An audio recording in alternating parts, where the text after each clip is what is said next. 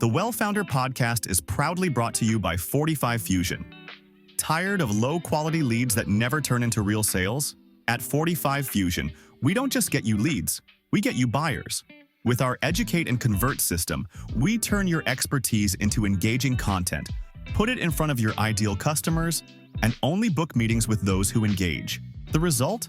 More high-intent leads who already understand your solution, so sales conversations move faster. We're so confident in our system that if you're not happy with the lead quality, you don't pay us a penny. Ready to get more high-intent leads? Visit 45fusion.com to learn more.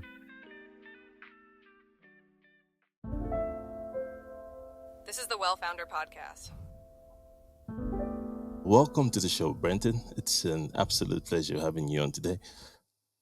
Thanks for having me today. Thanks for coming on. I am enjoying my chats with fellow agency owners. I'm learning so much from you guys. It's always good to chat with somebody, in the industry as well.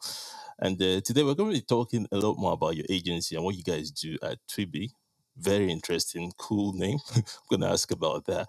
But before we do though, could you tell us a little bit more about you, the work you do, and how you go into it? Yeah, so I'm a digital marketing expert. I've been doing digital marketing for 8 years. And originally I started in corporate, and that lasted for about 4 years. Well, just in digital marketing, but I was in corporate before that as well. And then when I was 30, some years ago, I received a job that was a demand gen director. And I thought it was a great position. It was the pay was what I wanted. It was the right career trajectory. And then they let me go, and then I started this agency. And it's been 4 years in this agency. So it's been half corporate, half agency experience. That is so cool. I like it, coming from that background. And in terms of the agency, Twibi, really cool name, interesting name. What's the story behind it? How did you come about it? Yeah, so Twibi, the name is, my name is Brenton Warren Thomas, so BWT. And then some I's, just put two I's in there and then rearrange the words, and then it's Twibi. I see. Very unique name. I'm sure you didn't struggle to find a domain name for that one. Yeah.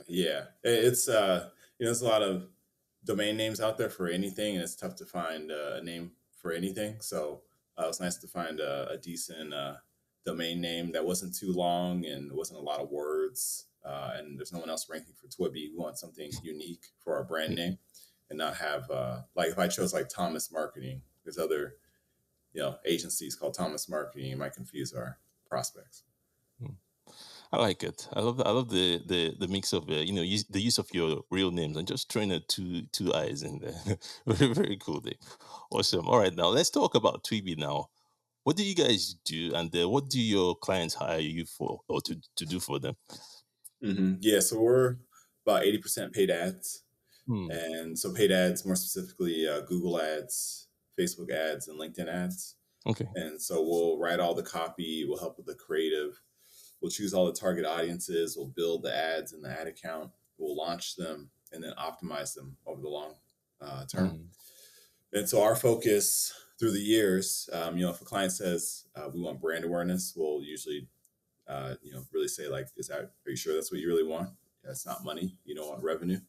And usually they'll say yes. So our focus with every client is always revenue or leads. It's one or the other. That's what most companies are actually looking for. So that's most of our business. And then I would say another 10% of our business is SEO. So help people rank organically on Google. And the last 10% is email marketing. So cool. In terms of the ads that you do customers come to you for just one platform? Like, say, I want to do just LinkedIn, or do they come to you and say, I just want to advertise, and then you're like, let's use all these platforms, or how does that work? Yeah, sometimes they'll come to us with an idea of what they want to do. So they might say, we want to do LinkedIn, and then we'll talk more about, well, what's your goal? What type of lead do you want? Do you want a lead that's ready today, or do you want a lead you can nurture? And then we'll give them a recommendation on which channel is best based on their goal. And then if it goes well, sometimes then we'll add in a second channel. So we'll do sometimes Google and Facebook ads together. I see. It just kind of depends on how it's going and what their goal is. I see that makes a lot of sense then, because I've always wondered, like, in terms of there was a time I was going to go into ads myself. I was thinking, do I just specialize to become this Facebook ads agency or become a LinkedIn ads agency, or I think you guys have got it right where they just come and then you could point them to the one that fits them. Because I know something like LinkedIn costs LinkedIn ads is crazy expensive, so maybe not all businesses can go into that. As this podcast is SaaS focused, because we're focused on SaaS founders, as something I've always wanted to ask ad agency owner, can you find B2B clients, or can you find clients for a B2B SaaS company with Facebook ads or TikTok ads even? Or would you just point them to go do LinkedIn ads? Yeah, it's a great question. I've ran SaaS ads maybe 3 or 4 times, and it didn't go good. I'll say that. On And they have on, on some sorry, on which platform did you run that? on Facebook, Oh, okay. Facebook Okay, sorry. ads. Yeah, Okay. Facebook/Instagram. Oh, okay. And it just didn't go good. There are some, and this might have changed. It's been a few years since I've done this, and usually I don't run SaaS and Facebook anymore. I go to LinkedIn. Okay. But when I ran Facebook ads, there were some interest-based targeting options for like CMO, like some of the chief of staff positions, which you want the decision maker, obviously, who can, like sign the proposal or like, give the thumbs up, like we will accept your services, right, that you're trying to pitch to. But that didn't help very much. We didn't get very many high quality leads. It's cheaper, to reach people, but I don't think people are in the mood when they're scrolling on their feed to then say, like, you're looking at, family, pictures, maybe some funny content, and then something pops up, for you to sign up for like a free consultation for SaaS. I don't know if that's the right place from what I've seen. That's very, very interesting. And I kind of agree, like, because sometimes I go into the Facebook ads library, do a search, and I see a lot of SaaS companies advertising on them. I'm like, yeah, you guys really you get to book a demos. Do people really book demos for this? I don't know, but you've got that experience, and I agree with you. But then that also leaves you with LinkedIn ads, which is so expensive. Like, but you talked about helping them generate revenue or leads, if I'm right, yeah. Mm-hmm. When I think leads is when they fill out the lead form or something like that. Then that's perform a KPI there. But in terms of revenue, how do you help them with revenue, or how would you help us B2B SaaS company with revenue? Yeah, so we will produce the lead, and then we will normally, it's like a content marketing lead out of LinkedIn, right? And they're not ready today. So the lead has to be nurtured. And this is like high value, like each lead has a high potential worth. If it's like lower, if it's under 1,000 is the value of each lead, LinkedIn might not make sense because it's really expensive to get each person who's interested in some content. But if we're talking like $20,000, and it's worth nurturing just a few of those leads, and it's $100,000, right? So usually we'll produce the lead from LinkedIn. We'll get the email contact using a lead gen form. We don't use landing pages, only for LinkedIn. And then the lead will get dropped into an email nurture sequence. And then sometimes we'll help write the emails over a long period of time to nurture the lead. I see. That makes a lot of sense then. And in terms, when you say over a long period of time, what say when a viewer is watching this and is thinking of going into LinkedIn ads, what would from your experience, what would you? Okay, let me ask you this way: what's a good nurture time frame? Like, instead of asking how long, or what would be too long to nurture a lead? Well, I would almost like a year. Maybe maybe a year is like starting to get too long. Okay. But I definitely try to nurture leads at least 6 months. Okay. It's like, I think if someone's reaching out and they're asking for content, you're at like the very beginning of like just trying to understand if you have a problem. And then you need more related content to explain more, to go deeper into the thing you're interested in. So you got to keep giving them content, keep nurturing them. And then every once in a while, ask, are you ready for a consultation? If they say no, then back away and give them more content related to what they originally signed up for. So that needs to happen over 6 to 8 months. And it depends on your sales cycle too. If your sales cycle is 2 months, then maybe you can have maybe less than 6 months. If your sales cycle is 8 months, then you at least need to run a nurture sequence for 8 months. I see. That makes a lot of sense now. I'm learning a lot from this actually. So that makes super sense. So now I have to ask now, in terms of let's just say a founder wanted to go into LinkedIn and they come to speak to you. I'm guessing you try to understand their business because you're gonna need to know what kind of content to use to nurture them. Do you then do research into that team, or do you have the client write the content for you, or how does that work? Yeah, so we don't write the content, and so that does prevent some clients from working with us since we don't. And like for us, we want to be really good at like a few things. We don't want to try to do everything. We don't want to build websites. We don't want to do organic social media. We don't want to produce the content. So usually we'll ask the client to produce it. We'll give some feedback on it. And then sometimes we'll partner with another agency that can just does content. They'll work with the other agency and then they'll come back to us. And it's like, okay, now it's a great time for us to start going into LinkedIn ads. I see. All right, then that makes a lot of sense now. I like how you guys do it because of sometimes being that jack of all trade is not necessarily the best thing to do. Do you work with a lot of SaaS companies, or is there do you maybe do B2C play as well?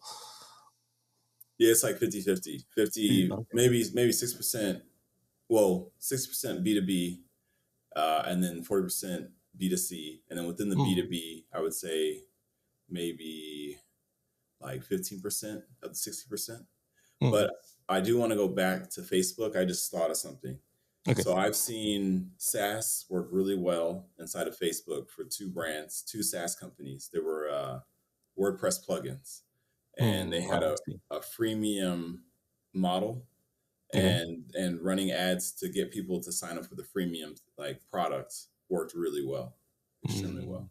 And then they eventually sign up for the full thing. So I think Facebook in that regard, and it was SaaS B2C in Facebook. I see. I can see that working very, very, very well because a lot of WordPress users on Facebook, definitely, and I can see. This you have to be very strategic with this ads thing, especially when you're going to spend so much. And I tried running LinkedIn ads for one campaign, and it told me a lead form. Maybe I didn't set it properly. You tell me. It told me it was going to charge me between 300 and 500 per lead form. What was I doing wrong with that one? Yeah. I mean, starting out a new campaign, it can cost a lot to get each lead. But over time, it gets better and smarter, and you'll switch out things. And usually I try to shoot for like $100 cost per lead. Okay. But the lead's like right in your ICP. They have the right title. They work at the right company. They're like the perfect person, but they only ask for content. But if you can get $100 cost per lead, in my experience, that's pretty solid. That's a good campaign, yeah. Okay. Yeah, that makes sense. It makes sense, especially like you said, where your client, say you're selling a $20,000 product and above, spending 100 quid to get somebody in there, your mailing list, highly interested, that matches your ICP. That helps a lot. I'm guessing you do a lot of retargeting as well with the ads, or is it just straight up? Actually, how does that work? What strategy do you recommend SaaS companies use? Yeah, I'll retarget based on them signing up. So I'll have their email address, and then also based on the form submission of the native LinkedIn form. So, so I'll create an audience around that. I'll also create remarketing audiences based on people viewing, so not inside of LinkedIn, but they viewed. I'll put a LinkedIn base pixel, and if they view pages related to the content I'm trying to promote, I'll create a audience around that. But the leads might not be as good because you don't know, they're not using LinkedIn's targeting of like job title and the company that the person works at, etc. So those leads might not be as good, but they have interest in the topic because they went to services / topic A, right, related to the content. So there's quite a few different forms. I also do remarketing based on followers of the LinkedIn profile. And usually I lump them all together. I'll just put them all into like one kind of like, it's kind of a colder remarketing audience that I'll kind of put together just to get the numbers right. So I have a decent amount of people in the audience total. I like that. I like that strategy because that's one very important thing. Nailing that audience is it's really important with ads. Yeah. All right. I'm actually curious now. Like, if somebody's watching it and wants to work with you, what is your? I mean, you don't have to give the exact price, but how does that work? I know with agencies, they tend to charge you like a management fee, and then you cover the ad cost. Or how does that work with you guys? Yeah, we do projects. Okay. So usually we try to start with an audit, and we just want to make sure like we can provide value. We don't want to just say like like we definitely can help you reach your goal. We want to make sure we got to understand what you've been doing before. So the audit, usually it's around $1,000 what it starts at, and then from there we can go into like management of like an ad account. And that's about $1,000 as well per month on a monthly basis. We do some other projects as well. And it kind of just depends on like how large the project is for a price on that. See, and do you limit ad spend, or is it, say you took an ad account for 1,000, they could spend as much as they want? Yeah, they can spend up to 10,000 per month. Okay.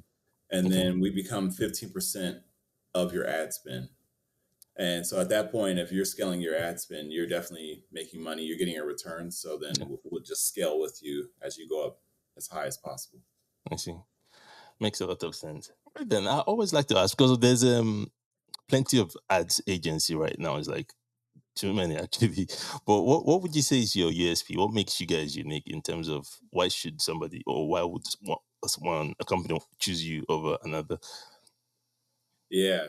There are a lot of ad agencies. I would say what makes us different. So we're a smaller agency. It's myself and one other person. Okay.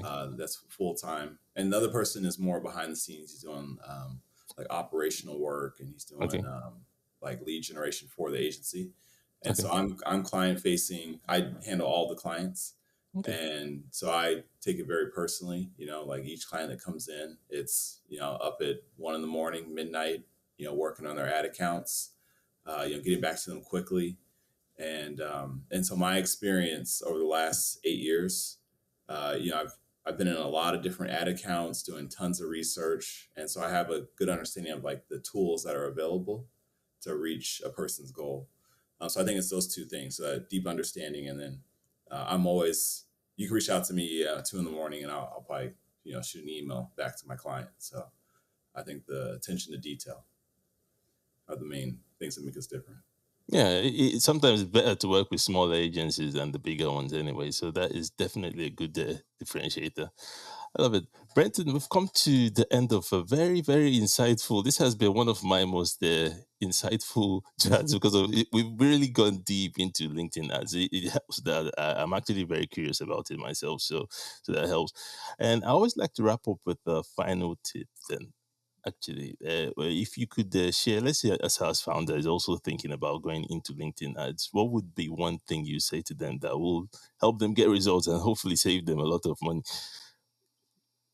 Let's see, one tip, I would say the most important thing is do not use a landing page. Use a lead gen form. It's just, it's more streamlined. Like half their contact information is already filled out on the form. I would say that's probably the most important thing. There's a lot of other things I would say, like, try to make sure your audience is 50K, people, things like that. It's large enough. But I would say the single most important is like use that LinkedIn native form. I see. So it's way more efficient and you get better results with that than, because the old way was you click and leave LinkedIn, and then you go to a landing page and then fill that, and then I see. So I can see why that's it. Because of then you just do it straight up. Say you're on the mobile, you just do it straight up on the platform, then get your thing. Yeah, I wasted a lot of money sending people to landing pages. Yeah. This has been awesome. Where could our viewers go learn more about you or possibly work with you? What's the best way for them to do that? Yeah, they can go to Twibi Agency, TWIBI agency.com. And then I'll provide like a Calendly link and my email address for the show notes after this episode. Okay. Awesome. And yeah, we'll include everything in the show notes, man. Once again, thank you so much for coming on. It's been an absolute pleasure. Thanks for having me. The WellFounder Podcast is proudly brought to you by 45 Fusion. Tired of low-quality leads that never turn into real sales? At 45 Fusion, we don't just get you leads, we get you buyers. With our Educate and Convert system, we turn your expertise into engaging content, put it in front of your ideal customers, and only book meetings with those who engage. The result? More high-intent leads who already understand your solution, so sales conversations move faster. We're so confident in our system that if you're not happy with the lead quality, you don't pay us a penny. Ready to get more high-intent leads? Visit 45fusion.com to learn more.